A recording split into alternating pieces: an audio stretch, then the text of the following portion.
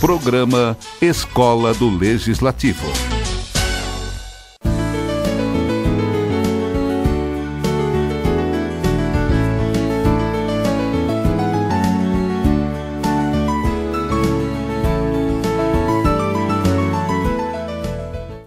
Bom dia a todos.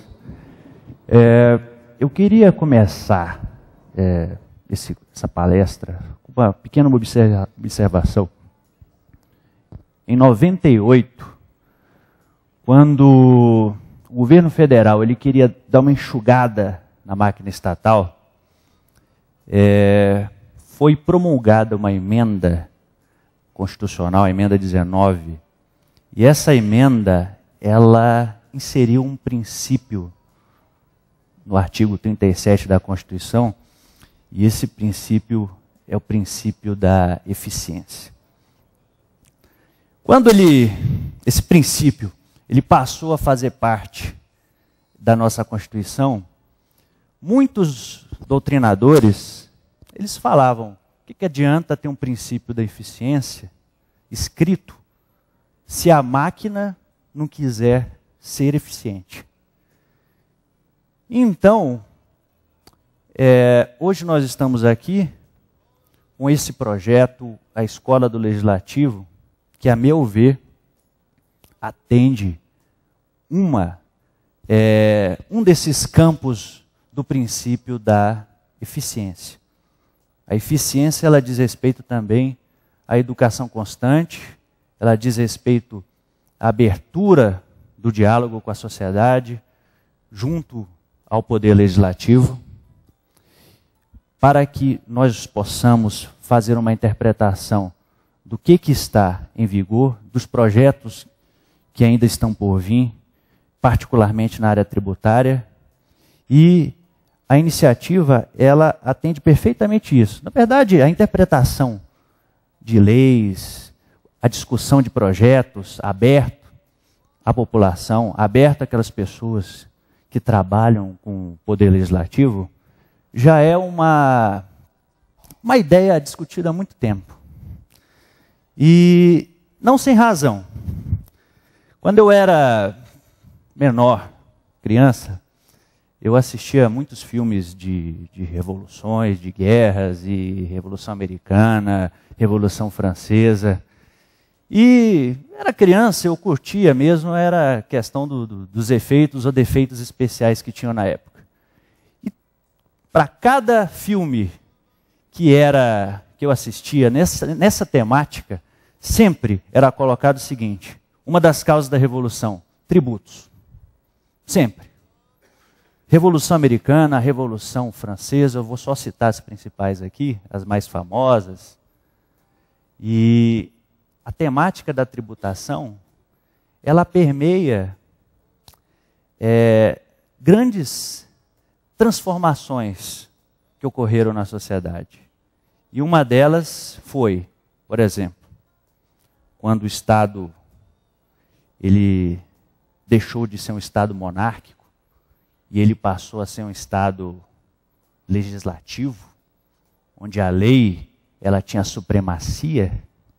A primeira coisa que, na época, a burguesia ela fez questão de tomar do rei foi o poder de tributar juntamente com o poder militar. A primeira coisa, o poder de tributar, um grande autor do direito tributário, ele sempre fala que o poder de tributar é a manifestação máxima do poder.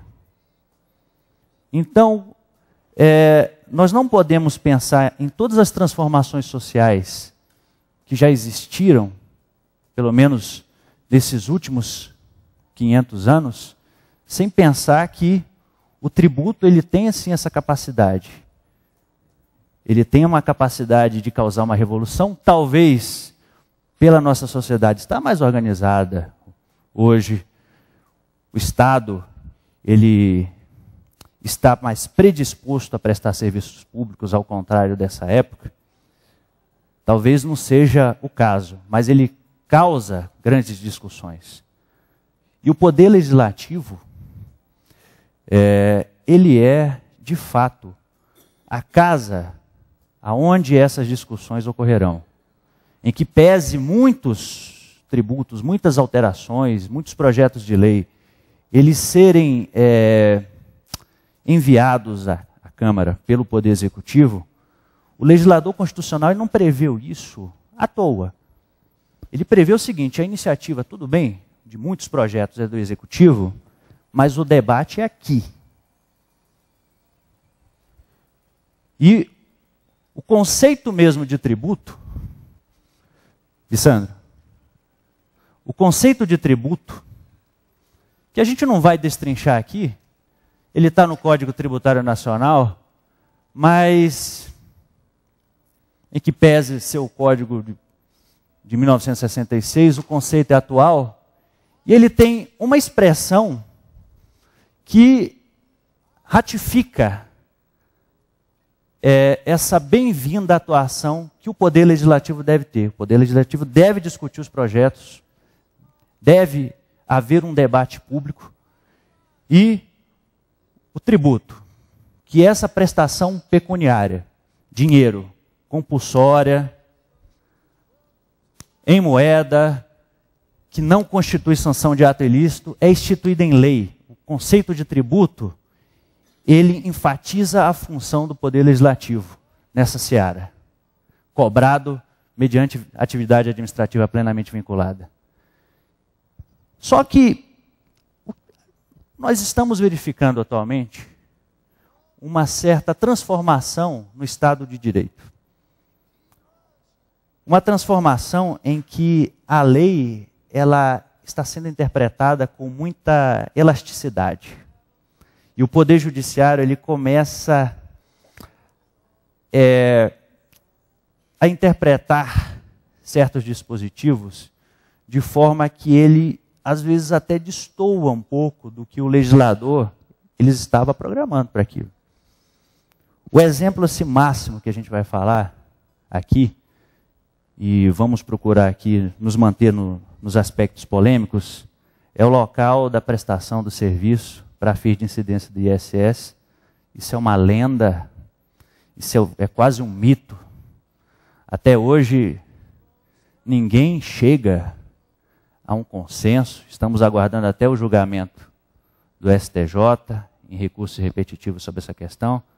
Mas o Poder Judiciário, em que pese o legislador ter previsto que, na vigência do decreto anterior, que o local da incidência era o estabelecimento prestador, ele de forma até arbitrária, com todo respeito, passou a prever que era onde a obrigação era consumada. Então, a lei expressamente prescrevia uma coisa, estabelecimento prestador. O Poder Judiciário entendeu que era o local onde o fato gerador se consumava. Então, eu não vou discutir aqui se o Poder Judiciário, com essas novas funções de interpretação das leis, se ele está atentando contra a democracia. A gente poderia até, em princípio, chegar a essa conclusão. Olha, se o legislador ele dispõe de uma forma, o Poder Judiciário entende de outra, e se o legislador, e se a Câmara Municipal, ela representa o povo, talvez estaria tendo uma certa distorção. Mas isso aí já é assunto, às vezes, para diálogos públicos ou outro tipo de debate. Pode passar. Aqui, eu fiz questão de colocar comparativamente como é feita a tributação em diversos países, para frisar que mesmo no nosso, em que pese ter uma tributação que no ano passado ela cresceu acima do crescimento do PIB, é uma tributação que causa uma certa injustiça. Vamos colocar nesses termos bem simplistas.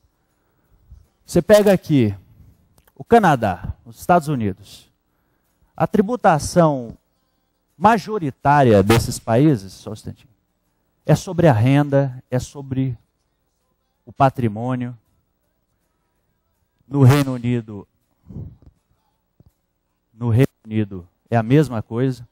Mas no Brasil, a gente nota que já tem uma certa diferença.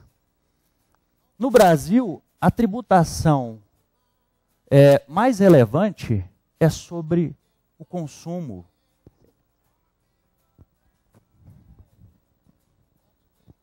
É sobre o consumo. Você está pegando aqui. É sobre o consumo e sobre a folha de pagamento. Quando eu falo em justiça, eu quero dizer o seguinte: se eu tributo a renda, se eu tributo o patrimônio, eu tenho maior possibilidade de estar tributando as pessoas conforme as suas posses, conforme as suas riquezas. Então isso é mais justo, isso traz mais justiça. Tá pegando agora? Aqui? Quando eu tributo a folha, quando eu tributo o consumo ele não me mede a real capacidade de tributação de uma pessoa. Se eu vou lá e chego numa loja de eletroeletrônicos e compro uma TV, eu vou pagar exatamente os mesmos tributos que estão embutidos no preço do que, vamos assim dizer, o homem atualmente considerado aí pela revista Exame o homem mais rico do Brasil, o